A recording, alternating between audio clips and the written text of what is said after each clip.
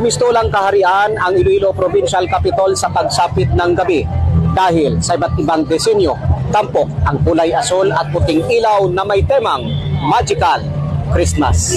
Dinayo ng libo-libong katao ang pagbukas ng Christmas lights sa Iloilo Provincial Capitol kung saan makikita ang iba't ibang Christmas theme installations. Ito ang may tuturing na pinakamalaking atraksyon sa lungsod ng Iloilo. Samantala, matutunghayan din ang iba't ibang Christmas lights sa mga universidad sa lungsod katulad ng Western Institute of Technology, University of San Agustin, ISAQ at Central Philippine University na may taunang Festival of Lights na inaabangan ng mga Ilonggo. Maliban dito, kabang-abang din ang Ingranding Iwag Festival sa Bayan ng Pututan, Iloilo sa darating na Disyembre 16.